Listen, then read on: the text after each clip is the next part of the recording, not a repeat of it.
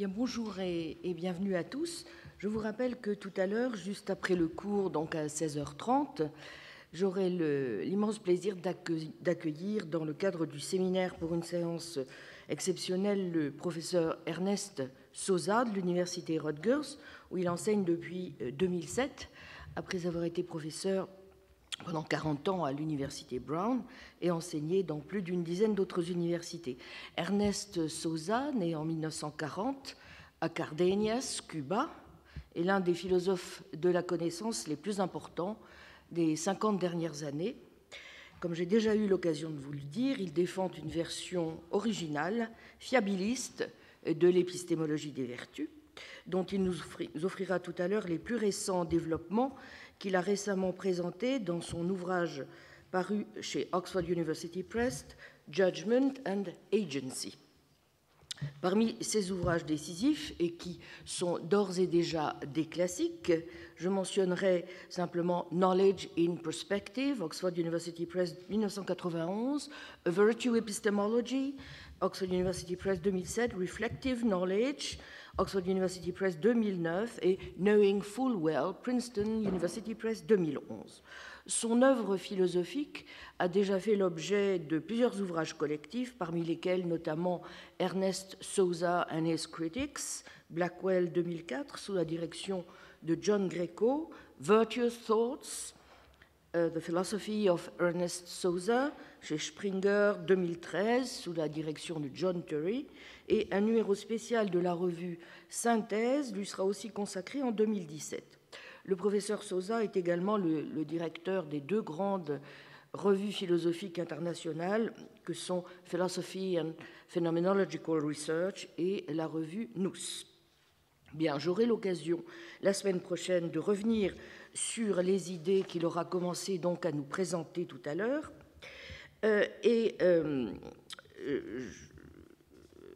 donc je voudrais, et notamment, je pense que nous serons alors tout à fait en mesure d'évaluer l'apport de ces analyses pour la réflexion que nous avons engagée sur les vertus épistémiques, autour de l'axe donc fiabiliste de l'épistémologie des vertus, dont il est la figure majeure. Épistémologie dans laquelle, je vous rappelle, l'accent est donc désormais mis non plus tant sur les croyances, sur les états mentaux eux-mêmes, comme dans l'épistémologie classique, que sur l'agent de connaissance ou la personne qui croit. C'est pourquoi l'épistémologie des vertus souhaite mettre l'accent sur certaines qualités et propriétés ou traits cognitifs constitutifs de l'agent. Rappelons-le, c'est en 1980, dans le texte donc désormais classique qu'est Le radeau et la pyramide, The Raft and the Pyramid, traduit en français dans le recueil Philosophie de la connaissance, sous la direction de Julien Dutemps et Pascal Angèle, que Sosa introduit l'idée de vertu en épistémologie, et il le fait parce qu'il y voit d'abord le moyen de mettre un terme au débat apparemment insoluble entre, du moins si l'on reste dans le cadre de l'épistémologie classique, entre les fondationalistes et les cohérentistes. Dans ce texte, Sosa suggère d'introduire une épistémologie des vertus intellectuelles dans laquelle, je cite, « l'évaluation épistémique première s'attache aux vertus intellectuelles elles-mêmes et l'évaluation secondaire aux croyances particulières en raison de leur source dans des vertus intellectuelles ». Il n'a eu de cesse de soutenir depuis que la connaissance exige des croyances vraies qui soient produites par des vertus intellectuelles. De même, mais en suivant cette fois une voie moins fiabiliste que responsabiliste, selon l'usage désormais consacré par la division aujourd'hui opérée entre les deux courants, dans son livre de 1996, Virtues of the Mind, Linda Zagzebski affirme que la connaissance, tout comme la croyance vraie justifiée, se fonde dans des vertus intellectuelles. Selon ces termes, une croyance justifiée est, je cite, ce qu'une personne qui est motivée par la vertu intellectuelle et qui a la compréhension qu'aurait une personne vertueuse de sa situation cognitive pourrait croire en pareille circonstances. Je vais donc aujourd'hui poursuivre l'évaluation de ce deuxième axe que j'avais introduit la semaine dernière, l'axe responsabiliste donc de l'épistémologie des vertus, représenté par ces deux figures majeures que sont James Montmarquet et plus encore Linda Zagzebski. Je vais commencer par vous rappeler ce qui est au cœur de la position de cette dernière sur les vertus épistémiques. Je tâcherai alors de vous faire comprendre le caractère aigu des difficultés que, de façon générale, pose toute analyse qui souhaite revendiquer la possible division des vertus en vertus intellectuelles et vertus morales, et je m'appuierai pour ce faire sur les très pertinentes réflexions que l'on doit à David Hume. Après quoi, je présenterai les arguments invoqués par Linda Zagzebski en faveur de l'idée qu'il est possible de considérer les vertus intellectuelles comme un simple sous-ensemble des vertus morales. Fort de ces éléments, nous serons alors mieux en mesure de voir quelles conséquences découlent de cette position et d'en évaluer la pertinence ou non pour notre réflexion sur les vertus épistémiques. Comme nous l'avons vu, il ne s'agit pas seulement pour Zagzebski, ni du reste pour Sosa, de défendre une épistémologie des vertus qui soit à même de résoudre les apories de la guétierologie et les débats centraux de l'épistémologie classique. Il s'agit aussi pour eux, plus ambitieusement, de proposer des analyses, en particulier de ce en quoi consistent les différentes modalités de la connaissance, qu'il s'agisse de la connaissance dite de premier niveau, perception ou connaissance animale, de la connaissance de plus haut niveau ou connaissance réflexive, et désormais aussi de ce que Sosa juge nécessaire d'introduire en invoquant un troisième niveau de la connaissance que l'on pourrait qualifier à sa suite de pleine et entière, pour reprendre le titre donc de son livre « Knowing Full Well ». Dans le cas de Zagzebski, il s'agit de soutenir, à tort ou à raison, nous allons y revenir, que la théorie des vertus, du moins telle qu'elle la conçoit, peut aussi s'appliquer de façon féconde, par exemple, aux deux types de connaissances, de bas niveau et de niveau supérieur, cette dernière exigeant de la part de l'agent une enquête active qui inclut en particulier dans sa visée l'éthique et la connaissance scientifique. L'ambition, comme vous le voyez, est donc large. On entend aborder la question de la connaissance sur plusieurs fronts, et en particulier, on cherche à répondre à l'antique question de savoir si nous pouvons avoir non seulement une théorie unifiée des vertus, mais également une théorie unifiée de la connaissance. Commune aux deux axes est l'idée que les vertus sont des qualités qui font de vous quelqu'un d'excellent. Mais selon que vous êtes fiabiliste ou responsabiliste, la conception de ce en quoi consiste cette excellence cognitive va sensiblement varier. Pour les fiabilistes, les vertus intellectuelles sont d'abord et avant tout des facultés fiables dont les paradigmes sont la perception sensible, l'induction, la perception, la mémoire. Dans les termes de Sosa, je le cite, « Tout ce qui a une fonction naturelle ou artificielle a des vertus. Les vertus, ce sont donc les qualités qui permettent à une chose qui les a de bien accomplir sa fonction. Et puisque notre fonction intellectuelle première est, en ce qui nous concerne, de parvenir à des croyances vraies, les vertus intellectuelles sont en quelque sorte tout ce que nous permettent d'accomplir à cette fin nos facultés, qu'elles soient naturelles ou acquises, et ce faisant de parvenir à une fin bonne. Rien de bien différent, au fond, du concept de vertu que nous pouvons trouver au livre 1 de la République de Platon ou au livre 1 de l'Éthique à Nicomaque. Pour un fiabiliste comme Sosa, la vision, la mémoire, l'induction, la déduction sont, comme je l'ai dit, les vertus épistémiques paradigmatiques, et elles n'exigent en un sens ni action vertueuse, ni motivation vertueuse. Ce qui compte, c'est pour l'essentiel de parvenir de façon fiable à la vérité. Telle est par exemple l'idée que développe Sosa dans son essai « La place de la vérité en épistémologie » en réponse à la question de savoir en quoi consiste la valeur de la connaissance. En ce sens, il importe de bien voir que l'épistémologie des vertus, si l'on s'inscrit dans ce modèle, ne s'est pas développée en opposition avec le modèle causal externaliste et fiabiliste classique de la connaissance, selon lequel une croyance est justifiée si elle est produite par un processus causal fiable auquel le sujet n'a pas nécessairement accès. Par exemple, nos capacités visuelles sont généralement fiables sans que nous ayons conscience des raisons pour lesquelles elles le sont. Bref, il peut y avoir une connaissance animale non réflexive reposant sur des dispositions ou des capacités.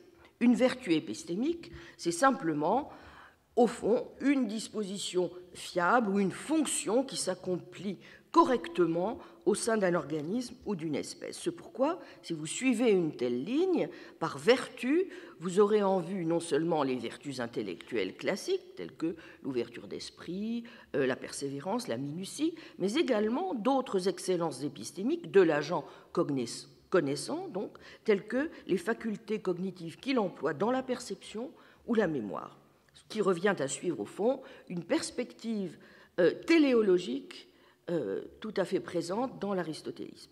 À quoi les tenants d'une position responsabiliste, dont on peut voir aussi, comme je l'avais indiqué la dernière fois au passage, les liens avec les tenants d'une position plutôt internaliste, n'est-ce pas, ont généralement objecté que savoir, c'est savoir que l'on sait qu'un agent doit être responsable de ses croyances. Mais vous noterez aussi au passage que le recours à la notion de vertu intellectuelle au sens aristotélicien est complexe, si complexe du terme, nous y reviendrons, et ce qui va permettre chez certains de trouver des sources fécondes d'un compromis entre deux positions, justement, entre les deux positions fiabilistes et responsabilistes, une vertu étant une disposition acquise, une seconde nature, dont l'agent est responsable, bien que ce soit une capacité sur laquelle il n'exerce pas nécessairement un contrôle complet.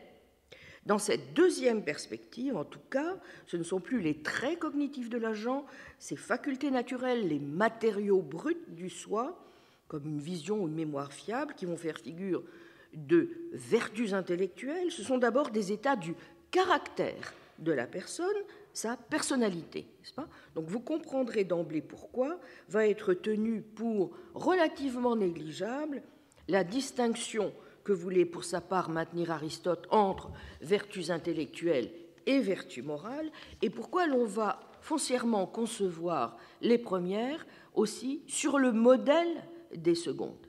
La responsabilité devient plus importante que la fiabilité, ou que le fait même de recevoir un crédit pour ce que l'on croit, selon la formule de John Greco. Le désir de vérité, la motivation pour la connaissance, compte finalement plus que le fait d'y parvenir. Les vertus intellectuelles exemplaires deviennent donc l'ouverture d'esprit, le courage intellectuel, l'autonomie intellectuelle, le zèle ou la conscience épistémique, epistemic conscientiousness, ainsi que la nomme James Montmarquet, laquelle s'accompagne des vertus, nous l'avons vu, d'impartialité, de sobriété, de courage intellectuel. La vertu n'est plus là une simple disposition, elle implique une forme de contrôle, fût-il seulement faible, dont l'exercice peut dès lors devenir objet de louange ou de blâme. Vous le voyez, les vertus sont des traits de caractère acquis qui suppose la présence d'une motivation, d'une action, d'une émotion, d'une perception juste ou appropriée. Et vous aurez reconnu le concept de vertu le plus prisé en éthique des vertus, et qui est aussi celui que donne Aristote au livre 2 de l'Éthique à Nicomaque, où il est dit que la vertu morale est, je cite, un état décisionnel qui consiste en une moyenne fixée relativement à nous. C'est sa définition formelle, et c'est ainsi que la définirait l'homme sagace ou prudent, le phronimos, n'est-ce pas ? Ainsi, le vrai courage, tel que le présente le livre 4, est, je cite, une disposition à craindre et néanmoins à faire face aux choses appropriées au moment voulu, de la manière qui convient et avec les bonnes motivations. Le courage est une moyenne entre un vice par excès, la témérité, et un vice par défaut, la lâcheté. Les vertus morales ne sont pas des facultés naturelles, parce qu'à la différence de celles-ci, elles sont dignes de louange. Ce ne sont pas non plus des capacités, des aptitudes ou techniques qui pourraient être le fruit de l'expérience ou de l'ardeur, en partie parce que le vertueux est quelqu'un qui doit avoir pour agir une motivation bien spécifique. Il lui faut choisir les actes appropriés pour eux-mêmes. Je vous rappelle ce que dit Aristote, je vous renvoie notamment à Éthique à Nicomaque 1105a18, 1105b4 sur ce point.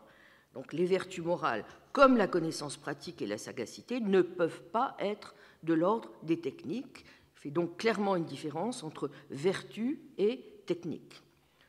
Skills, 1105 à 13. On a donc dit que la vertu concerne plaisir et chagrin, que les actions dont elle provient sont aussi celles qui la font croître ou périr si elles ne vont plus dans le même sens, et que celles dont elle est née sont également celles où elle se manifeste en acte.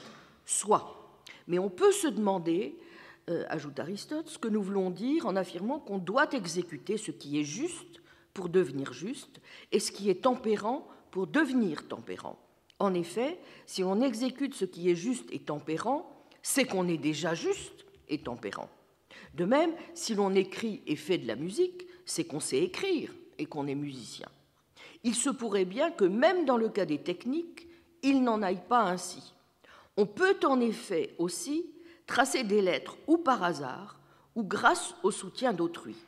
On ne sera donc quelqu'un qui sait écrire qu'au moment où, traçant des lettres, on le fait à la manière de celui qui sait le faire, c'est-à-dire en manifestant l'art d'écrire qui est en soi-même.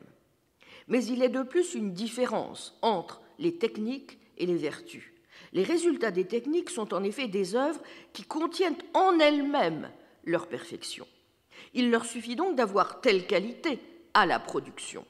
En revanche, les actions que produisent les vertus, même si elles possèdent telle ou telle qualité, ne sont pas pour la cause des actions de justice ou de tempérance. Au contraire, il faut encore que l'agent les exécute dans un certain état.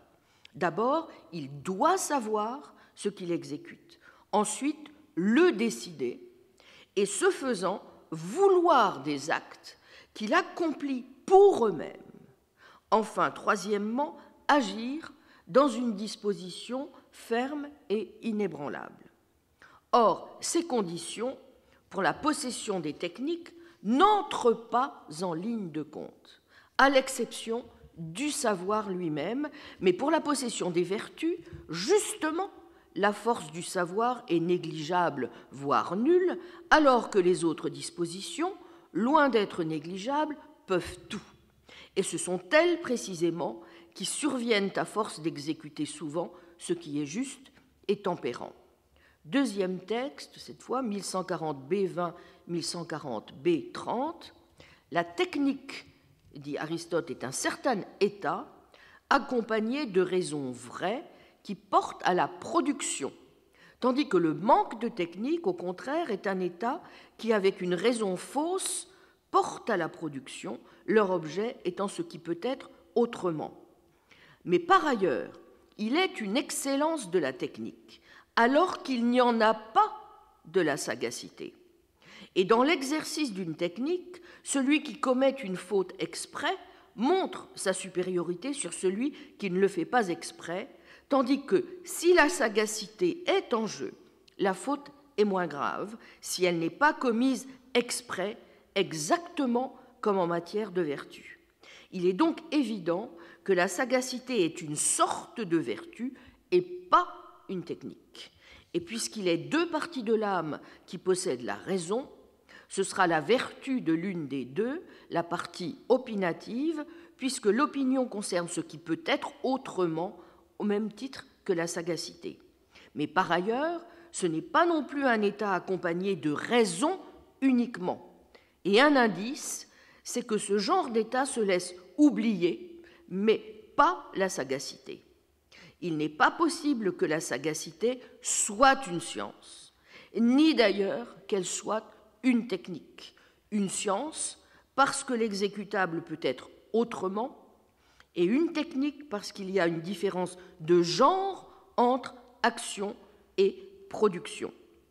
Il reste donc à dire c'est un état vrai accompagné de raisons qui portent à l'action quand sont en jeu les choses bonnes ou mauvaises pour l'homme. » Fin de citation. Si l'on suit à présent le résumé que donne Linda Zagzebski de sa position, page 395-419 de Virtues of the Mind, dont vous trouverez les extraits traduits donc dans le recueil de Philosophie de la connaissance, aux pages 135, 137, puis 166-184, les caractéristiques de la vertu se présentent, selon elle, ainsi. Je la cite, « En premier lieu, une vertu est une excellence de l'âme, ou pour utiliser une terminologie plus moderne, une excellence acquise de la personne en un sens profond et durable. Un vice est la qualité contraire, c'est un défaut de l'âme qu'on a acquis. Une manière d'exprimer la profondeur nécessaire à un trait pour qu'il constitue une vertu ou un vice est de le considérer comme une qualité que nous attribuerions à une personne si on lui demandait de se décrire après sa mort. Peut-être, ajoute Zagzebski, aucune qualité, ou du moins aucune qualité intéressante, n'est-elle réellement permanente. Mais les vertus et les vices font partie de la catégorie des qualités les plus durables d'une personne et elles définissent pour l'essentiel la personne mieux qu'aucune autre catégorie de propriétés. En deuxième lieu, une vertu est acquise par l'intermédiaire d'un processus qui implique une certaine quantité de temps et de travail de la part de l'agent, par quoi on n'entend pas suggérer qu'une personne contrôle entièrement l'acquisition d'une vertu, car c'est de toute évidence faux. Néanmoins, la somme de temps et d'efforts requis rendent en partie compte du caractère profond et durable d'une vertu, au sens où elle définit l'identité d'une personne et nous conduit à considérer la personne comme responsable de celle-ci. Cela signifie qu'en général, une vertu est acquise au travers d'un processus d'habituation, bien que les vertus de créativité puissent faire exception. En troisième lieu, une vertu n'est pas simplement une technique ou aptitude. Les techniques ou aptitudes peuvent avoir en commun nombre de traits avec la vertu quant à leur mode d'acquisition ou leur aire d'application. Et on s'attend à ce que les personnes vertueuses aient des aptitudes corrélatives pour réussir dans leurs actions, mais les aptitudes n'ont pas la valeur intrinsèque dont sont dotées les vertus. En quatrième lieu, une vertu contient une composante motivationnelle. Une motivation est une disposition à avoir certains motifs, et un motif est une émotion qui fait naître et dirige l'action de manière à produire une fin dotée de certains traits.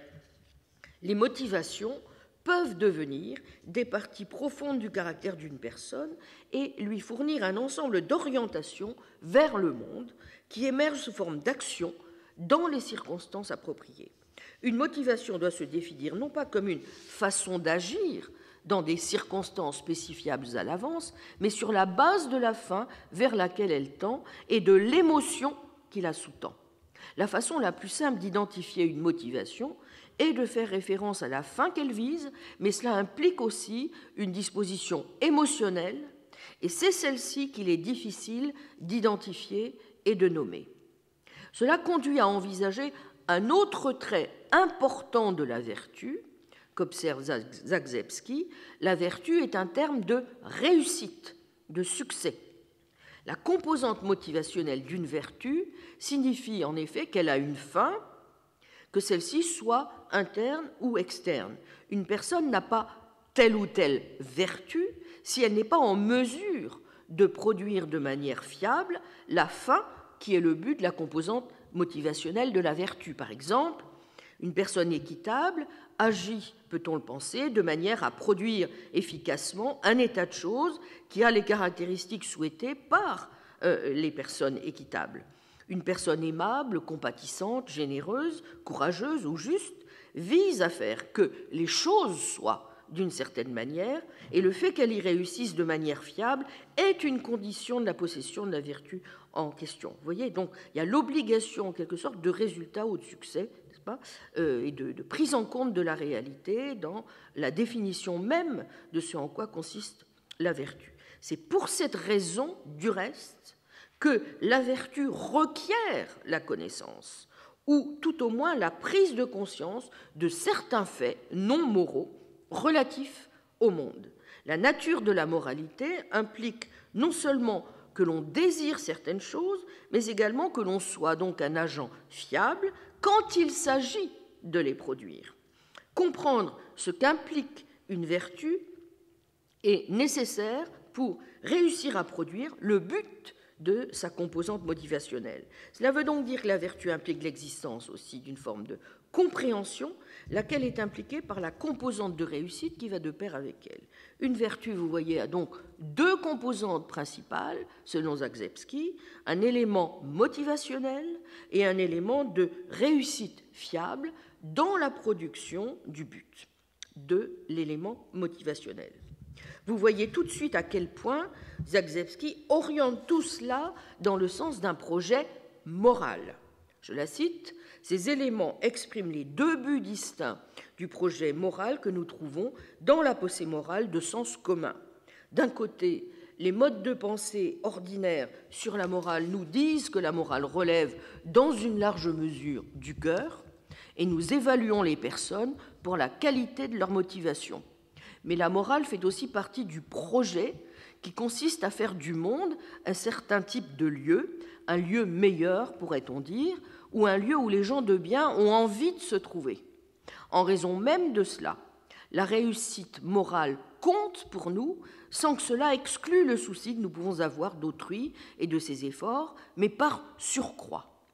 D'où sa définition générale, page 137, une vertu peut donc se définir comme une excellence profonde et durable d'une personne impliquant une motivation caractéristique à produire une certaine fin désirée et un succès fiable dans la production de ce but.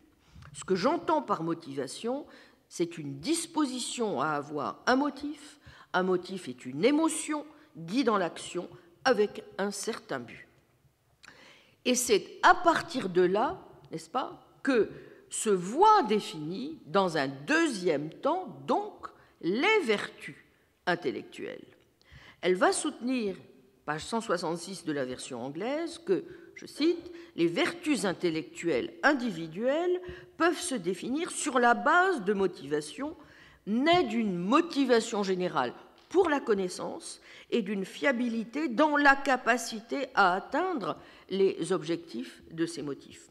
Étant donné que toutes les vertus intellectuelles ont la même motivation de base et que toutes les autres vertus morales ont des motivations de base différentes, que cela veut dire qu'on peut faire, dit-elle, une distinction entre une vertu intellectuelle et une vertu morale sur la base de la composante motivationnelle de la vertu. Et, soutient-elle, c'est la seule différence théoriquement pertinente qui existe entre les vertus intellectuelles et les autres vertus morales. C'est pourquoi il y a de bonnes raisons de continuer à appeler ces vertus intellectuelles, quand bien même, rappelle-t-elle, il valait mieux, comme elle l'a soutenu, les traiter comme faisant partie des vertus morales.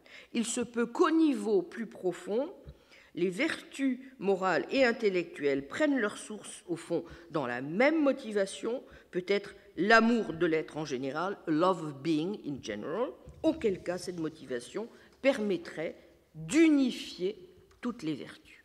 Ainsi qu'elle le dit plus loin, je cite, « La manière la plus simple de décrire la base motivationnelle des vertus intellectuelles consiste à dire qu'elles reposent toutes sur une motivation pour la connaissance. Elles sont toutes des formes de la motivation visant à avoir un contact cognitif avec la réalité, ce qui renferme davantage que ce que l'on exprime habituellement en disant que les gens désirent la vérité. La compréhension est aussi une forme de contact cognitif avec la réalité que l'on a tenu pour partie intégrante de l'état de connaissance à certaines périodes de l'histoire de la philosophie. Précisons ici que pour Linda Zagzebski, je la cite, « La compréhension, donc understanding, n'est-ce pas, est un état qui suppose la compréhension de structures abstraites de la réalité, distinctes de la connaissance simplement propositionnelle. Donc elle part du principe, si vous voulez, que c'est une forme de connaissance ou que c'est quelque chose qui augmente, accroît la qualité de la connaissance. Bien que toutes les vertus intellectuelles aient une composante motivationnelle qui vise à parvenir à un contact cognitif avec la réalité, certaines parmi ces vertus peuvent donc davantage viser la compréhension ou peut-être même d'autres états épistémiques qui améliorent la qualité de l'état connaissant, tels que la certitude, plutôt qu'elles ne visent la vérité. Quelques vertus cruciales, telles que l'originalité intellectuelle ou l'inventivité, sont liées non pas simplement à la motivation de l'agent à parvenir à de la connaissance, mais à une motivation visant en effet à l'accroissement de la connaissance et pour l'espèce humaine. Donc, il s'agira aussi de montrer comment alors la motivation pour la connaissance conduit à suivre des règles, des procédures dans la formation des croyances, dont la communauté épistémique sait qu'elles conduisent à la vérité, et comment les vertus intellectuelles individuelles permettent de promouvoir une telle connaissance.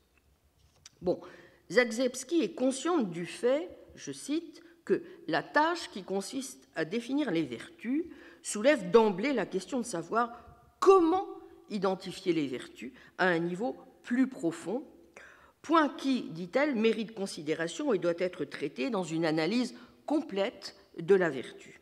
Mais elle précise qu'elle n'a pas de position de principe sur la question de savoir si les vertus intellectuelles qui ont en commun leur nom avec les vertus morales constituent deux vertus ou une seule. Elle admet que, même au sein de la classe des vertus intellectuelles, il est difficile de tracer la frontière entre les vertus intellectuelles et les autres si, comme elle le pense, je cite, elles prennent toutes leurs sources dans une motivation pour le savoir, car cela implique que toutes les vertus intellectuelles sont unifiées par une même motivation générale.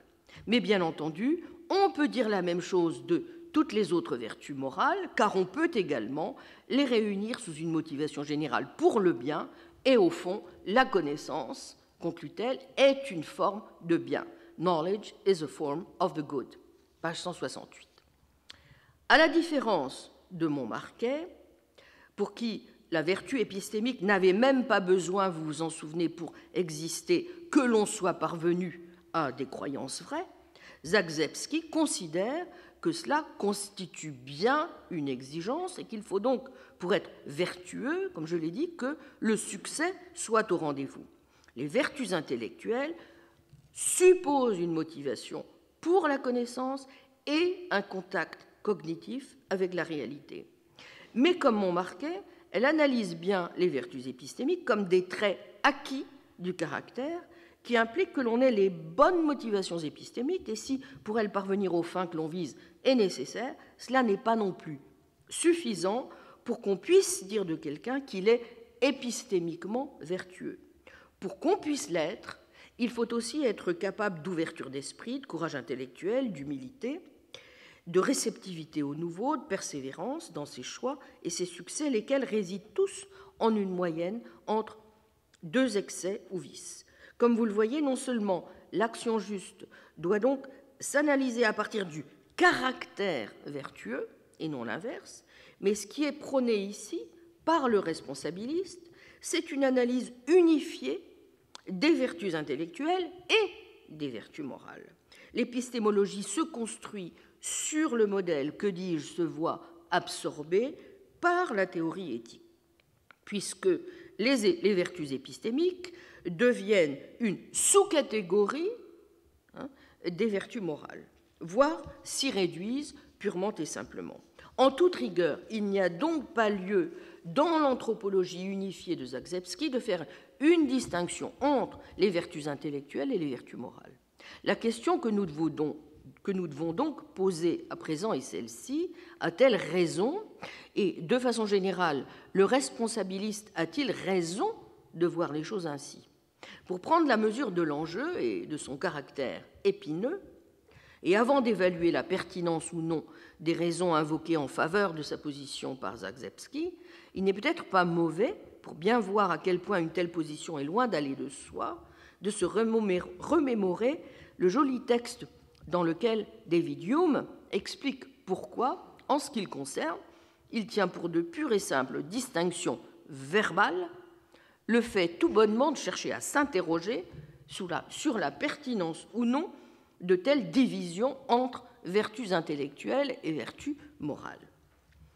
Avant d'en venir donc à l'examen des arguments de Zagzebski, relisons donc, si vous le voulez bien, quelques passages clés de l'appendice 4 de l'enquête sur les principes de la morale, à partir de la page 237 de la traduction française que l'on doit à Philippe Baranger et Philippe Saltel, Garnier-Flammarion, 1991.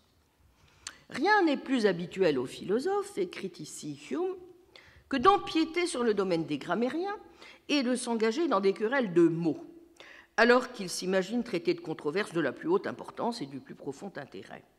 C'est dans le but d'éviter des altercations si frivoles et si interminables que je me suis efforcé d'établir avec la plus extrême prudence l'objet de notre présente enquête et que je me suis simplement proposé de faire, d'une part, une liste de ces qualités de l'esprit, mental qualities, qui sont l'objet d'amour ou d'estime et constituent une partie du mérite personnel, personal merit, d'autre part, un catalogue de ces autres qualités qui sont l'objet de censure ou de reproche et qui affectent la réputation de la personne qui les possède.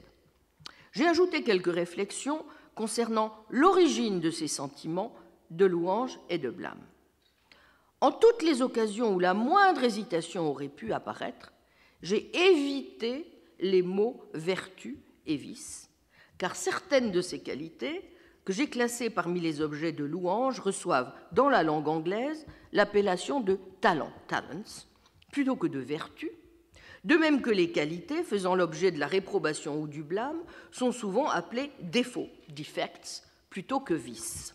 On est peut-être en droit d'attendre à présent qu'avant de conclure cette enquête sur la morale, nous fassions la séparation exacte entre les uns et les autres, que nous indiquions les frontières précises entre vertus et talents, vices et défauts, et que nous donnions une explication de la raison et de l'origine de cette distinction. Mais afin de me dispenser de cette entreprise, qui se révélerait n'être en fin de compte qu'une étude grammaticale, j'ajouterai les 4 réflexions suivantes qui contiendront tout ce que j'ai l'intention de dire sur le présent sujet. Premièrement, je constate qu'en anglais, comme en toute autre langue moderne, les frontières ne sont pas exactement fixées entre vertus et talents, vices et défauts, ou qu'il est impossible de donner une définition précise qui mette en évidence le contraste entre les uns et les autres. Si nous disons par exemple que parmi les qualités estimables, seules celles qui sont volontaires ont droit à l'appellation de vertu, nous devrions bientôt nous rappeler les qualités de courage, d'égalité d'âme, equanimity, de patience, de maîtrise de soi, self-control, ainsi que de nombreuses autres que presque toutes les langues classent sous cette appellation, bien qu'elles dépendent peu ou pas du tout de notre choix.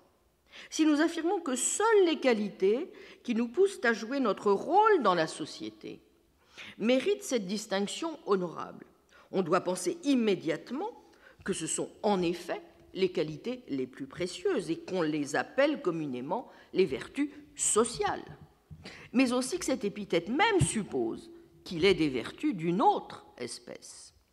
Or, l'objectif de Hume sera précisément de montrer qu'il n'en est rien, comme vous le savez, seul comptant in fine pour lui les vertus sociales, lesquelles du reste pour lui, et non sans une certaine naïveté sur laquelle je reviendrai peut-être à la lumière de notre plus récente histoire, sur laquelle il faut peut-être s'interroger, se réduisent bon an mal an à une seule, le parti du genre humain contre le vice et le désordre, ses ennemis communs, l'universalité absolue du sentiment d'humanité, page 187, et lui seul. Et Hume d'ajouter, si nous prenions en considération la distinction entre qualités intellectuelles et qualités morales, et si nous affirmions que seules ces dernières sont les vertus réelles et authentiques, car seules elles conduisent à l'action. Nous constaterions que nombre de ces qualités, habituellement dénommées vertus intellectuelles, telles que la sagacité ou prudence, la pénétration, le discernement, la précaution, discretion, ont également une influence considérable sur la conduite. On peut aussi adopter la distinction entre le cœur, the heart, et la tête, the head. Les qualités du cœur peuvent se définir comme celles dont l'exercice immédiat s'accompagne d'un sentiment, with a feeling or a sentiment, dit l'anglais. Et elles sont les seules qui puissent être appelées les vertus authentiques.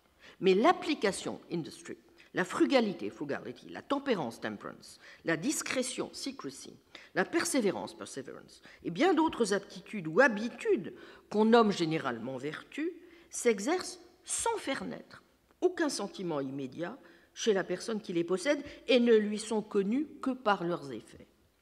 Il est heureux, conclut alors Hume, au milieu de toute cette perplexité apparente, que la question étant purement verbale, ne puisse revêtir la moindre importance. Un propos moral et philosophique n'a pas à entrer dans tous ces caprices de la langue, qui sont si variables selon les différents idiomes et pour un même idiome selon les différentes époques, mais en somme, et nous devrons nous en souvenir, il me semble que, bien qu'on admette toujours qu'il ait des vertus de nombreuses sortes différentes, cependant, lorsqu'un homme est qualifié de vertueux ou appelé homme de vertu, denominated a man of virtue, nous considérons surtout ces qualités sociales qui sont en effet les plus précieuses. J'y reviendrai. Il est en même temps certain qu'une absence remarquable de courage, de tempérance, d'économie, d'industrie, d'entendement, de dignité de l'esprit, dignity of mind, priverait même un homme très honnête et d'un très bon naturel, a very good-natured, honest man, de ce titre honorable. Qui a jamais dit, autrement que sur le ton de l'ironie, qu'un tel homme était un homme de grande vertu, mais un fiefé imbécile, but an egregious blockhead. Mais deuxièmement, poursuit Hume, il n'est rien d'étonnant à ce que les langues ne marquent pas avec beaucoup de précision les limites entre vertus et talents, vices et défauts, puisque dans notre propre appréciation, il y a si peu de différence. Il semble en effet certain que le sentiment d'être conscient de sa propre valeur, the sentiment of conscious worth, la satisfaction de soi même que procure l'examen, the self-satisfaction proceeding from a review of a man's own conduct and character, que fait un homme de sa propre conduite et de sa propre personnalité, il semble certain, dis-je, que ce sentiment, qui, bien que le plus commun de tous, n'a pas de nom satisfaisant dans notre langue, naît des qualités de courage, de capacité, d'application, d'ingéniosité, de même que de toutes les autres excellences de l'esprit, mental excellences. Qui, d'autre part, n'est profondément mortifié à la pensée de sa propre folie, de sa propre débauche, folly and dissoluteness, et ne ressent pas une douleur et un remords secret chaque fois que sa mémoire montre quelque occasion du passé où il a fait preuve de stupidité ou de mauvaise manière, stupidity or ill manners. Le temps ne peut effacer les idées cruelles d'une conduite stupide, foolish conduct, ou des affronts qu'un homme a eu à subir à cause de sa lâcheté, cowardice, ou de son impudence. Ces idées hantent toujours ses heures de solitude, étouffent ses pensées les plus exaltantes et le montrent même à ses propres yeux sous les couleurs les plus odieuses et les plus méprisables que l'on puisse imaginer. Qu'y a-t-il aussi que nous soyons plus anxieux de cacher à autrui que de telles indélicatesses, infirmités ou bassesses, blunders, infirmities, meanness, ou que nous craignons davantage de voir dévoiler par la raillerie et la satire. Et notre principal objet de vanité, n'est-ce pas notre bravoure, bravery, ou notre savoir, learning, notre esprit, wit, ou notre bonne éducation, breeding, notre éloquence ou notre adresse, notre goût ou nos aptitudes, taste or abilities. Tout ceci, nous mettons notre soin, sinon une certaine ostentation, à le faire voir, et nous montrons même habituellement plus d'ambition à y exceller que dans les vertus sociales elles-mêmes, qui sont en réalité d'une valeur tellement supérieure. L'amabilité et l'honnêteté, good nature and honesty, et tout particulièrement la seconde, sont si absolument nécessaires que bien que la plus violente critique sanctionne toute violation de ces devoirs, aucune louange éminente n'en accompagne ces exemples si courants qu'il semble essentiel au maintien de la société humaine. Et là se trouve, à mon avis, la raison pour laquelle, bien que les hommes fassent un éloge si libéral des qualités de leur propre cœur, ils montrent quelques réserves à louer les dons de leur tête. Car ces dernières vertus étant supposées plus rares et plus extraordinaires, on constate qu'elles sont l'objet le plus usuel de l'orgueil et de l'amour-propre, pride and self-conceit, et le fait de s'en vanter fait naître un fort soupçon de nourrir ces sentiments. Il est difficile de dire si vous causez le plus grand tort à la réputation d'un homme en l'appelant fripon ou bien lâche, a knave or a coward, et si un goinfre ou un ivrogne bestial, a beastly glutton or drunkard, n'est pas plus odieux et plus méprisable qu'un avare égoïste et dénué de toute générosité, a selfish, ungenerous miser. Qu'on me donne à choisir, et j'aimerais mieux pour mon propre bonheur et mon propre plaisir posséder un cœur affable et humain, a friendly, humane heart, plutôt que toutes les autres vertus réunies de Démosthène et de Philippe. Mais aux yeux du monde, je préférerais passer pour doué d'un immense génie, extensive genius, et d'un courage intrépide, et j'en attendrais des manifestations plus intenses de la louange, general applause, et de l'admiration de tous. L'image qu'un homme donne de lui dans la vie, la manière dont il est reçu en société, l'estime dans laquelle le tiennent ses amis, tous ces avantages dépendent autant de son bon sens et de son jugement, his good sense and judgment, que de toute autre partie de sa personnalité, character.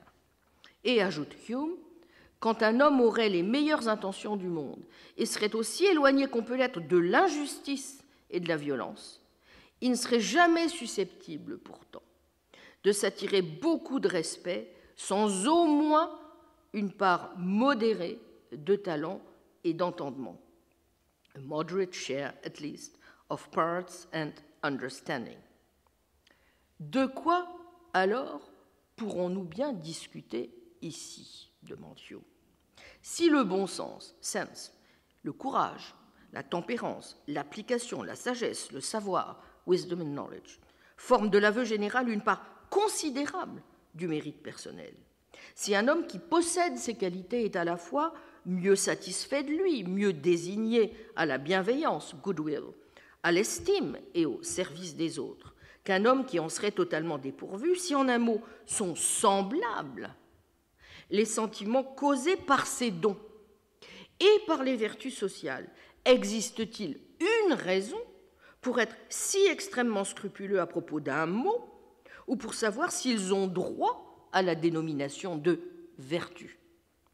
On peut, il est vrai, prétendre que le sentiment d'approbation que font naître ces accomplissements, accomplishments, outre qu'il est inférieur, est aussi quelque peu différent si on le compare à celui qui accompagne les vertus de justice et d'humanité. Mais ceci ne semble pas être une raison suffisante pour les ranger dans des classes et sous des appellations différentes. Le personnage de César et celui de Caton, tels que nous les dépeint Sallust, sont tous deux vertueux, dans le sens le plus strict et le plus limité du terme, mais d'une manière différente. Et les sentiments qu'ils suscitent ne sont pas non plus entièrement les mêmes. L'un fait naître l'amour, l'autre l'estime. L'un est aimable, amiable, l'autre formidable, awful, enfin, formidable plutôt au sens de suscitant, n'est-ce pas, le respect ou la peur, la crainte. Nous aimerions avoir l'un de ces personnages pour ami, tandis que l'autre, nous nourririons l'ambition de l'être nous-mêmes. De la même façon, l'approbation qui accompagne la tempérance, l'application ou la frugalité peut être quelque peu différente de celle que l'on accorde aux vertus sociales, sans en faire une espèce entièrement distincte. Et en effet, nous pourrions observer que ces dons, plus que les autres vertus, ne produisent pas tous le même genre d'approbation. Le bon sens et le génie, good sense and genius, engendrent l'estime et le respect, esteem and regard. L'esprit et l'humour, wit and humor, suscitent l'amour et l'affection. Vous comprendrez donc que Hume ne fasse pas de différence de nature entre les vertus morales et les vertus intellectuelles, lesquelles ne peuvent, selon lui, qu'aller de pair si l'on veut tout simplement avoir quelque chance de donner un contenu au terme même de vertu.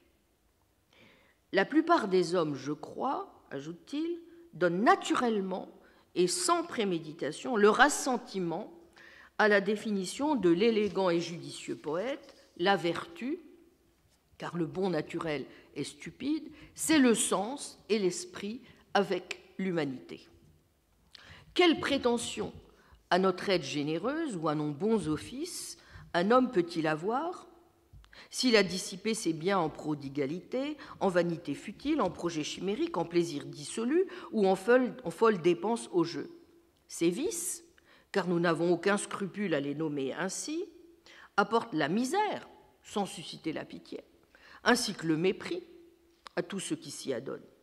Achéus, prince sage, tomba dans un piège fatal qui lui coûta la couronne et la vie après avoir usé de toutes les précautions raisonnables pour s'en protéger. Pour cette raison, disent les historiens, il est un juste objet de respect et de compassion. Seuls ceux qui l'ont trahi méritent haine et mépris. La fuite précipitée et l'imprévoyante négligence de Pompée au début des guerres civiles apparurent à Cicéron comme des maladresses tellement notoires qu'elles détruisirent tout à fait son amitié pour ce grand homme. De même, dit-il, que le manque de propreté, cleanliness, de décence, decency, ou de discrétion, discretion, chez une maîtresse, se révèle de nature à altérer nos sentiments. Car il s'exprime ainsi lorsqu'il parle non à titre de philosophe, note Hume, mais d'homme d'État et d'homme du monde à son ami Atticus. Mais le même Cicéron, à l'imitation des anciens moralistes, lorsqu'il raisonne en philosophe, élargit beaucoup les notions de vertu et inclut alors tous les dons ou qualités louables de l'esprit sous cette honorable appellation. Cela conduit à la troisième réflexion que Hume se propose de faire, à savoir que les anciens moralistes, dit-il, les meilleurs modèles, ne faisaient pas de distinction décisive entre les différentes sortes de dons et de défauts de l'esprit, mais les traitaient tous de la même façon, sous l'appellation, eux, de vertus et de vices, et en faisaient l'objet de leur raisonnement de morale indifféremment. La prudence telle qu'elle est exposée dans le De Officiis de Cicéron est cette sagacité qui nous conduit à la découverte de la vérité et nous préserve de l'erreur et de la fausseté. La magnanimité, la tempérance, la décence y sont également traités scrupuleusement. Et comme cet éloquent moraliste suivait la division communément reçue des 4 vertus cardinales, nos devoirs sociaux ne constituent à leur tour qu'un seul chapitre dans la distribution générale du sujet. Il n'est besoin que de parcourir les titres des chapitres de l'éthique d'Aristote pour se convaincre aussi qu'il range le courage, la tempérance, la libéralité, la magnanimité, la modestie, la prudence et une virile franchise, a manly openness, parmi les vertus, de même que la justice et l'amitié. Endurer et s'abstenir, c'est-à-dire être patient et continent, apparaissent à certains des anciens comme un résumé qui comprend toute la morale.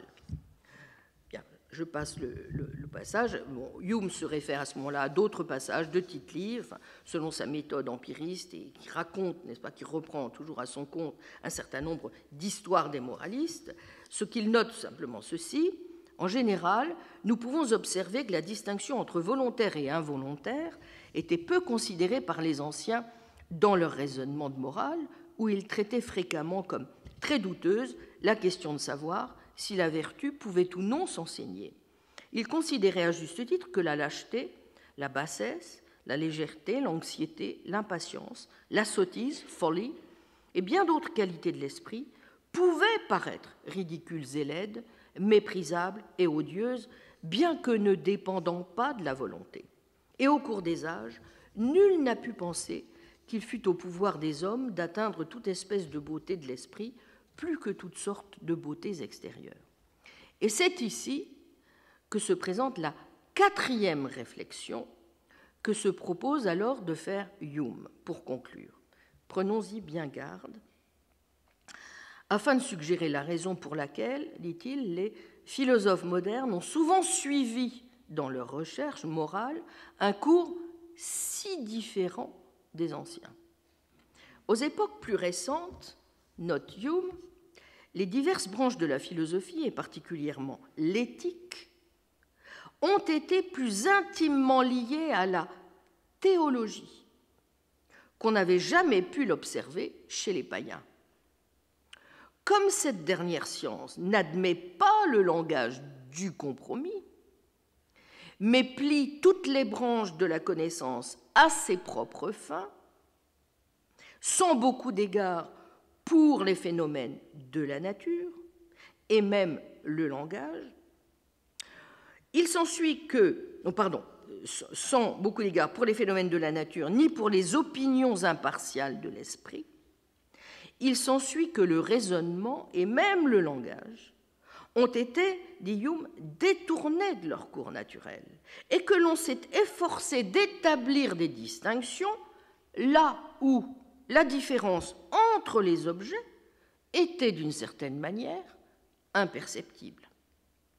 Les philosophes, ou plutôt les théologiens ainsi déguisés, qui traitent toute la morale comme si elle était sur le même pied que la loi civile, et comme elle gardée par des sanctions de récompense ou de châtiment, furent nécessairement conduits à faire de cette circonstance de volontaire ou d'involontaire le fondement de toute leur théorie. Chacun peut employer des termes dans le sens qui lui plaît, mais il faut en même temps admettre ceci que des sentiments de blâme ou de louange sont éprouvés quotidiennement. Sentiments dont les objets se trouvent en dehors du domaine de la volonté ou du choix, sentiments dont il nous appartient, sinon comme moralistes, du moins comme philosophes spéculatifs, de donner quelque explication et quelque théorie satisfaisante. Et c'est évidemment ce que lui va s'efforcer, bien entendu, de faire et qu'il distingue très nettement du projet des philosophes déguisés en théologiens. Un défaut, une faute, un vice, un crime. Ces expressions semblent dénoter différents degrés de désapprobation et de blâme qui sont cependant tous au fond presque du même ordre et du même genre. L'explication de l'un nous conduira aisément à une juste conception des autres et il est de plus grande conséquence de s'occuper des choses que des mots qui les désignent. Même le plus vulgaire système moral reconnaît que nous avons un devoir envers nous-mêmes et il est nécessairement important d'examiner ce devoir afin de voir s'il comporte quelque affinité avec celui que nous devons à la société. Il est probable que l'approbation qui accompagne l'observance de ces deux devoirs est d'une nature semblable et qu'elle est produite par des principes identiques, quelle que soit l'appellation que nous puissions donner à ces excellences. Fin de citation.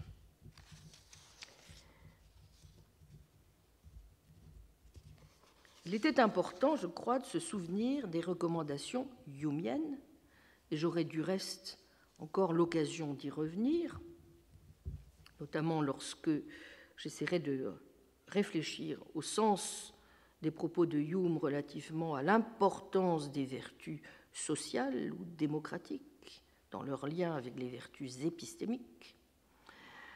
Mais s'il est un point, nous allons le voir, qui apparaît clairement dans la position de Zagzebski, c'est le lien qu'elle établit de son côté et qui ne lui semble pas du tout problématique pour sa part entre les vertus intellectuelles et, comme je l'ai dit, les vertus morales, même si elle continue de juger important de ne pas réduire complètement les premières aux secondes. Avant de nous demander si elle a raison de le faire, et si c'est la meilleure manière d'éclairer la véritable nature des vertus épistémiques, commencerons donc par considérer les arguments qu'elle avance en faveur de sa position visant à faire des vertus intellectuelles un sous-ensemble de la catégorie des vertus morales, position qui va du reste à l'encontre, en toute rigueur, de ce que soutient lui-même Aristote, que Zagzebski critique pour cette raison même. Car elle est parfaitement consciente, et c'est le premier élément de son argumentation, de la distinction que fait Aristote entre les vertus morales comme la générosité et la tempérance et des vertus intellectuelles comme la sagesse ou la connaissance, la sagacité ou la compréhension, 1103 à 5. Mais elle en profite d'emblée pour juger critique une telle division, pour rappeler que cette ligne de partage va souvent de pair, chez les philosophes, avec une conception purifiée et autonome de l'intellect, où peu de place est laissée aux sentiments et aux affects, contrairement par exemple à la vision qu'en propose précisément des philosophes comme celui que je viens de citer, David Hume en l'occurrence, ou encore un auteur comme William James, qui souligne en permanence les liens étroits entre croire et sentir. Sur ce plan, note-t-elle, Spinoza constitue peut-être d'ailleurs une exception qui liait les passions et la vertu à des idées adéquates sur la nature de Dieu et faisait de la compréhension une vertu intellectuelle, la clé de toutes les vertus, unissant ainsi plus qu'aucun autre ne l'a fait, vertu morale et vertu intellectuelle. Voyez Éthique, partie 4, proposition 26. Et elle en profite donc pour louer Hume, lui aussi, de tenir la différence entre les deux types de vertus pour négligeable ou pour purement verbale à tout le moins, puisque pour lui, c'est du moins ainsi qu'elle interprète le texte, des capacités comme la sagesse, une mémoire ample, l'acuité de vision, l'éloquence, la prudence, la pénétration, le discernement et la discrétion doivent être comptées au rang des vertus morales d'une personne, dans la mesure où elles sont tout autant des objets de louange que son honnêteté ou que son courage. Ce que nous venons de voir, ce n'est pas du tout ça que Hume dit. Il dit que justement, elle le tire nécessairement du côté des vertus morales, mais ce que montre Hume, c'est qu'en un sens, c'est la dénomination même de vertu morale, si on devait la distinguer, n'est-ce pas, de la dénomination de vertu intellectuelle, qui lui paraît purement verbale. Mais vous voyez comment elle tire évidemment les choses de son côté. Ce n'est pas la première chose dont nous allons, le premier glissement, le seul glissement que nous allons la voir opérer. Bon. Elle va alors, c'est le deuxième élément de sa position, défendre l'idée selon laquelle, si la division qu'opère le stagirite entre une vertu et d'autres états de l'âme, tels que les techniques ou aptitudes, comme nous l'avons vu, n'est-ce pas, les capacités naturelles est de fait importante, celle qu'il opère en revanche entre vertus intellectuelles et vertus morales ne l'est pas, et qu'il est donc parfaitement possible, vous voyez, de tenir les vertus intellectuelles pour un sous-ensemble des catégories morales. En effet, même s'il y a bien, je la cite, quelques différences grossières quant à la force des sentiments et désirs qui vont de pair avec ces deux sortes de vertus, elle considère que telle vertu intellectuelle ne diffère pas plus de telle ou telle vertu morale, que telle vertu morale ne diffère de telle autre, que les processus qui se rattachent aux deux sortes de vertus ne fonctionnent pas de manière indépendante et que cela fausse la nature des deux que d'essayer de les analyser dans des branches séparées de la philosophie. Il vaut donc mieux, page 139, considérer les vertus intellectuelles comme des formes de vertus morales. C'est du reste, selon elle, ce que faisait Platon qui, énumérant les vertus dans la République, réunit la sagesse avec la tempérance, le courage et la justice, et ne voit pas l'intérêt qu'il y aurait à séparer, ni quant à leur source, ni quant à leur fonction, vertus intellectuelles et morales. Or, comme nous le savons, non seulement Aristote fait une telle distinction, celle entre vertu de l'âme ou vertu du caractère, comme la générosité ou la tempérance, 1103A5, et les vertus de l'intelligence comme la sagesse, la compréhension, la sagacité, voire aussi 1139A1.5, mais au sein des vertus intellectuelles, il fait une autre division entre celles qui visent la connaissance spéculative ou théorétique, la science, mais aussi la sagesse, laquelle est totalement étrangère à la production de quoi que ce soit, 1143B20, et ne cherche pas le bien humain, de celles qui relèvent de la connaissance pratique et qui visent à la production d'artefacts ou à la performance de certains actes, et relèvent donc de l'art, de la technique, de la connaissance pratique, laquelle, phronésis, est par ailleurs, nous l'avons vu, une sorte de vertu et pas une technique. Voilà comment, pour rappel, après avoir présenté les deux parties de l'âme, selon qu'elles s'occupent des vertus du caractère et donc relèvent des vertus morales, ou de la partie irrationnelle et des vertus de l'intelligence ou de la partie rationnelle, Aristote présente au sein de la partie rationnelle la distinction suivante. Je cite, « Il faut supposer deux parties rationnelles. L'une nous permet de considérer le genre de réalité dont les principes ne peuvent être autrement qu'ils ne sont, tandis que l'autre nous fait considérer ce qui peut être autrement. Car en rapport avec ces réalités de genre différents, on trouve aussi parmi les parties de l'âme une différence de genre entre celles qui sont naturellement relatives à l'une et à l'autre, puisque c'est en vertu d'une certaine ressemblance ou d'une affinité avec leurs objets respectifs qu'elles en ont la connaissance. On peut d'ailleurs appeler l'une la partie scientifique et l'autre la partie calculatrice. Délibérer en effet et calculer reviennent au même. Or, nul ne délibère des choses qui ne peuvent être autrement, de sorte que la partie calculatrice constitue une certaine partie du rationnel. Ce qu'il faut saisir par conséquent, c'est pour chacune des deux quel est son meilleur état, car celui-ci constitue la vertu de chacune d'elles, et la vertu est relative à la fonction qui lui est propre. 1139 A 3.15. En insistant donc sur le caractère générique, n'est-ce pas, de cette différence, il semble bien qu'Aristote, c'est la remarque que fait Richard Bodéus, à mon avis de façon tout à fait juste, qu'Aristote veuille indiquer qu'il n'est rien de commun entre l'objet de la science proprement dite et celui que partagent la sagacité et l'art. Mais pour sa part, Zagzebski considère que la pertinence de ces divisions, s'il en est une, ne réside pas tout d'abord dans cette division des parties de l'âme. De toute évidence, commande-t-elle, il y a des différences entre des états tels que penser, douter, comprendre, juger, affirmer, nier ou tirer une inférence d'un côté, et de l'autre, espérer, craindre, désirer, aimer, avoir de la compassion, être en colère, excité, joyeux, triste de l'autre. Et l'on peut être tenté de ranger les premiers états dans la catégorie des états de l'intellect et de voir dans les deuxièmes des états qui relèvent de l'émotion, du sentiment ou du sentiment. Les uns censés être plus actifs, les autres plus passifs, ce pourquoi on les range classiquement dans la catégorie des passions.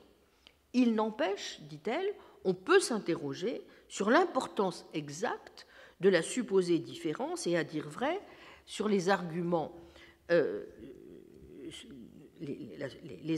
sur lesquels s'appuie Aristote pour établir la distinction, lesquels ne sont guère persuasifs.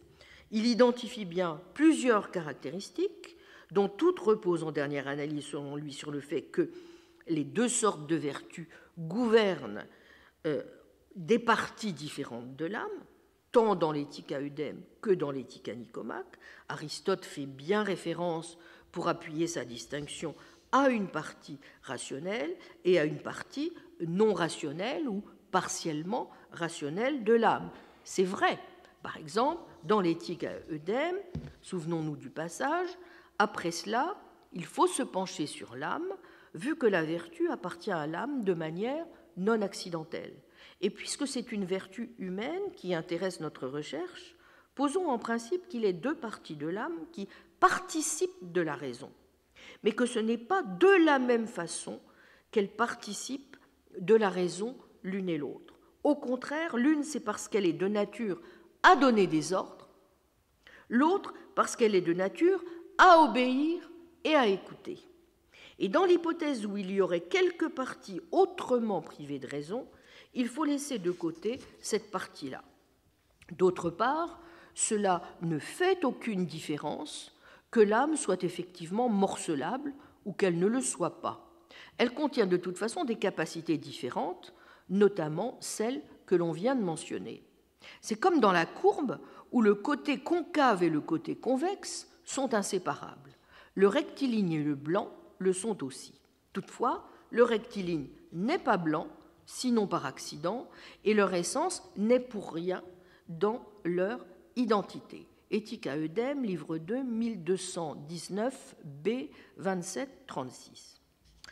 En réalité, commande Zagzebski, il ne faut pas entendre cette différence entre les parties de l'âme, donc, vous voyez, comme une forme d'affirmation métaphysique ou ontologique lourde, ainsi du reste qu'Aristote semble le premier à le dire. Il faut plutôt voir dans cette division le reflet de celle qui existe en ce qui relève de la réflexion d'un côté et de ce qui relève donc du sentiment de l'autre, division qu'Aristote, en revanche, tient pour une différence structurelle très importante, comme en attestent de nombreux passages. Si l'on poursuit en effet la lecture de l'éthique à œdème, or la vertu a deux formes, elle est soit morale, soit intellectuelle.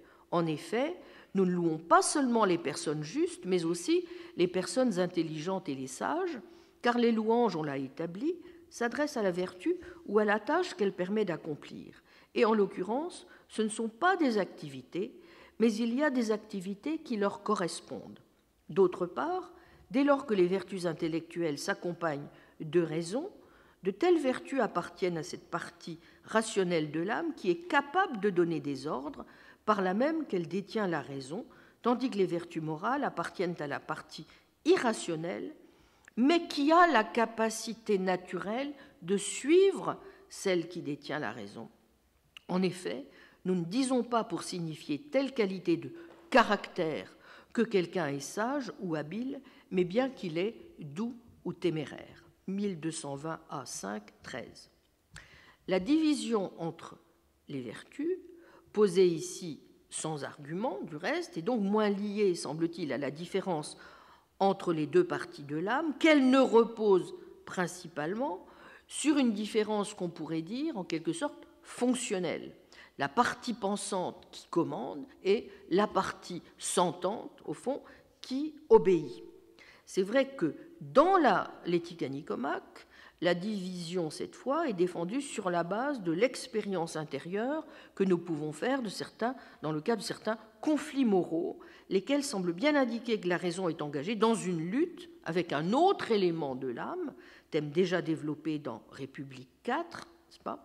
Ce qui en soi, comme le note Zagzebski, indique certes qu'il peut y avoir des conflits, pour Aristote, non pas en toute rigueur entre des désirs incompatibles, ce dont Aristote admet l'existence, mais sinon entre désir et désir, entre désir et choix. Éthique à Nicomaque, 1111 à 1516. Mais, en tout état de cause, ne suffit pas à légitimer la division de l'âme en partie. Cela dit, dans l'éthique à œdème, Aristote s'appuie sur une deuxième différence entre les parties de l'âme pour rendre compte, semble-t-il, de la différence qu'il veut opérer entre les deux sortes de vertus. Il y définit cette fois la catégorie générale des affections, pathé, sur la base de l'agréable et du pénible. Revoyons le texte, 1220 A 30, 1220 B 14. La vertu, écrit-il, est aussi le genre de disposition qui tout à la fois naît sous l'effet des meilleurs mouvements de l'âme et permet d'exécuter au mieux ses tâches et de susciter au mieux ses affections. Ce sont aussi les mêmes facteurs qui, d'une certaine façon, la font apparaître et d'une autre façon, la font disparaître. Et son usage est toujours en rapport avec les mêmes choses. Ce qui la fait croître ou se corrompre est précisément ce par rapport à quoi elle est la meilleure disposition. Et ce qu'il indique, c'est que la vertu, tout comme le vice, concerne l'agréable et le pénible.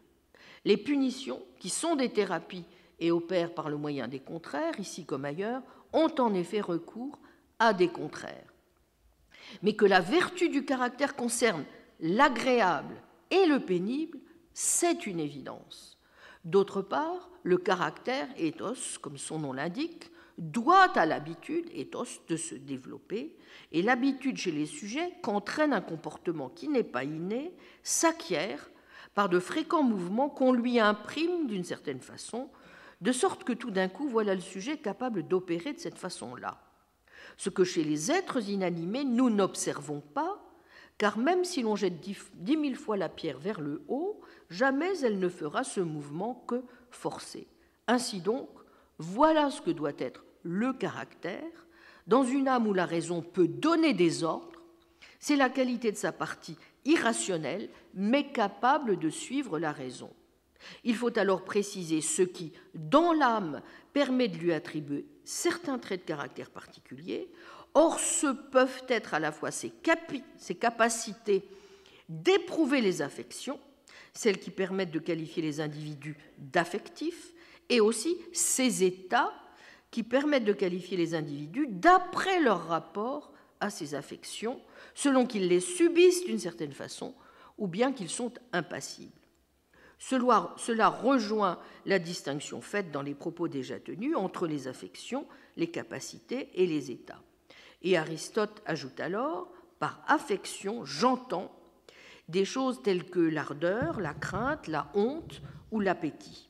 En somme, ce sont les choses qui d'elles-mêmes entraînent le plus souvent à leur suite plaisir des sens ou chagrin. J'ajoute qu'elles ne confèrent pas à l'âme de qualité, mais lui donnent seulement un accès d'affection. Ce sont au contraire les capacités qui lui confèrent une qualité. Et j'appelle ainsi les capacités qui permettent de qualifier d'après leurs affections les personnes dont les actes sont passionnels, en disant par exemple d'une telle qu'elle est colérique, indolente, portée sur le sexe, pudique ou sans pudeur. Quant aux états, ce sont toutes les dispositions qui motivent une distinction entre ces attributs, selon qu'ils respectent la raison ou bien y sont contraires. Par exemple, le courage et la tempérance, ou bien la lâcheté et l'intempérance. 1220 B 12 14.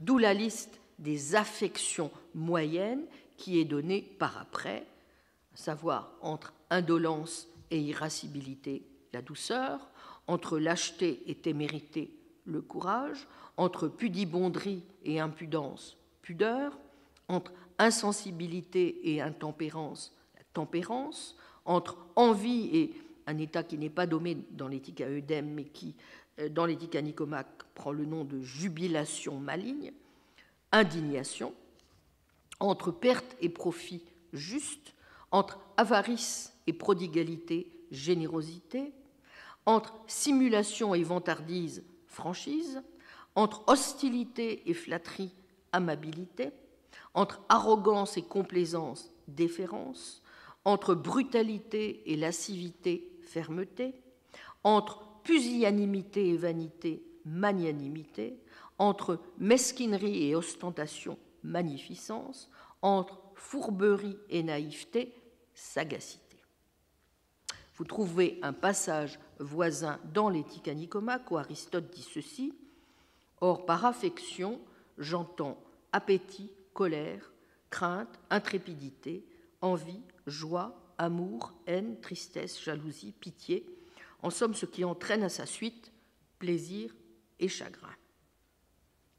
Éthique à Nicomaque de 1105 B 21-23. Plus loin, Aristote confirme que les vertus de la partie affective de l'âme supposent de trouver la bonne moyenne entre le plaisir et le chagrin. Mais cela compris, ajoute-t-il, il faut ensuite ajouter ceci, puisqu'il y a deux parties dans l'âme auxquelles correspond la distinction des vertus, puisque les vertus intellectuelles appartiennent à la partie qui détient la raison et sont celles dont la tâche est d'énoncer la vérité, soit sur l'état des choses, soit sur leur devenir, mais que les autres vertus appartiennent à la partie irrationnelle, qui de son côté comprend le désir. Ce n'est pas en effet dans n'importe quelle partie de l'âme que se trouve le désir dans l'hypothèse où celle-ci est morcelable. Alors, il faut nécessairement que, mauvais ou bon, le caractère doive ses qualités à la poursuite ou à la fuite de certains plaisirs et de certaines peines. C'est d'ailleurs ce que permettent de voir les distinctions qui concernent les affections, les capacités et les états, puisque les capacités et les états sont des dispositions affectives et que les affections sont déterminées par le chagrin et le plaisir.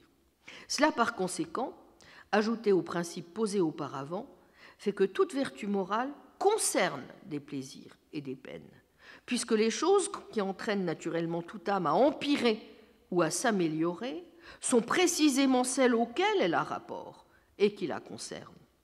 D'autre part, ce sont les plaisirs et les peines qui rendent vilains, disons-nous, parce que la poursuite des uns et la fuite des autres, ou bien ne sont pas comme elles devraient, ou bien n'ont pas pour objet ce qu'elles devraient. C'est précisément pourquoi tout le monde définit hâtivement les vertus en termes d'impassibilité et de quiétude, en matière de plaisir et de peine, tandis que les vices sont définis en termes contraires. Éthique à Eudème, 1221 B36, 1222 A5. Nous avons donc bien ici, semble-t-il, en effet, une deuxième base de différence entre vertus intellectuelles et vertus morales, selon qu'elles ont ou non, n'est-ce pas, affaire avec le plaisir et la peine. Or, objecte Zagzebski, est-il sûr que ce soit une bonne distinction? La classe des vertus morales aurait-elle plus à voir avec celle où l'on a affaire au plaisir et à la peine? Nous faisons l'expérience de la plupart des sentiments comme plaisants ou douloureux, mais il n'est pas évident que tous le soient. Pensons par exemple à la curiosité. De plus, les vertus qui s'occupent des aspects plaisants ou douloureux ne se rattachent pas à ces caractères de manière significative. Aristote a donc l'air de penser, n'est-ce pas, que les sentiments ont besoin d'être disciplinés par les vertus en raison de leur caractère agréable ou douloureux, mais si les sentiments impliqués dans la générosité et la bonté, par exemple, peuvent se voir adoucis ou modérés dans certains de leurs aspects plaisants ou douloureux, cela ne signifie pas que ce soit le plaisir et la peine en soi qui doivent être disciplinés par ces vertus. Et si tant est que la générosité ou la bonté ont à voir avec le plaisant et le douloureux, il est douteux que cela joue un rôle significatif dans la distinction que l'on peut être tenté de faire entre ces vertus et celles qui gouvernent les états intellectuels. Peut-être faut-il comprendre alors qu'Aristote entendrait cela au sens faible, où il est de fait possible de distinguer les états de sentiment des états cognitifs, sur la base du fait que le plaisir et la peine accompagnent les premiers et pas les seconds, auquel cas nous pourrions identifier les vertus du caractère par leur relation en quelque sorte indirecte avec le plaisir et la peine, ce qui ne serait pas le cas des vertus intellectuelles. Mais même cette thèse, considère Zagzebski, est fausse, car des états de l'intellect comme la compréhension, la confusion, la joie à la confirmation d'une hypothèse et l'état opposé, la surprise intellectuelle, peuvent s'expérimenter comme plaisants ou douloureux tout autant que des états de sentiment ou que des désirs. Comme j'ai eu du reste eu l'occasion moi-même de le dire dans le séminaire que nous avons consacré aux relations entre les émotions et les vertus épistémiques. Auquel cas, les vertus qui relèvent de l'un n'ont pas nécessairement plus à faire, n'est-ce pas, avec le plaisir et la peine que les vertus qui relèvent de l'autre. À dire vrai, certains états intellectuels peuvent même s'accompagner de sensations de plaisir plus fortes que des sentiments de gratitude, par exemple, ou de respect. Ce dont Aristote, par ailleurs, est parfaitement conscient, puisque au livre 10 de l'Éthique à Nicomaque, il dit bien que chaque activité est achevée, n'est-ce pas, par son propre plaisir, que l'on peut contester le fait que l'activité ne soit pas la même chose que le plaisir, et Nicomach 10-15, 1175 B33, et que les plaisirs de la pensée sont supérieurs, 1176 A2, ce qui est, à peu de choses près d'ailleurs, ce que dit aussi Platon au livre 9 de la République, où il note que chaque partie de l'âme a son plaisir propre et que les plaisirs de la partie intellective sont les plus éminents. Vous vous souvenez du passage d'Aristote, si l'on a affaire à ceux, donc les plaisirs, qui passent pour honnêtes, quelle est la sorte de plaisir ou quel est le plaisir précis qu'on doit tenir pour le propre de l'homme? Ce sont probablement les activités qui permettent de le voir, puisque les plaisirs en sont la conséquence. Que l'on prête donc une ou plusieurs activités à l'homme achevé, c'est-à-dire bienheureux, ce sont les plaisirs qui parachèvent les activités, qu'il faut appeler au sens fondamental du terme les plaisirs de l'homme. Quant aux autres, ce sont des plaisirs de l'homme à titre secondaire ou à un titre plus éloigné encore, comme le sont les activités correspondantes. 1175 B33, 1176 A2.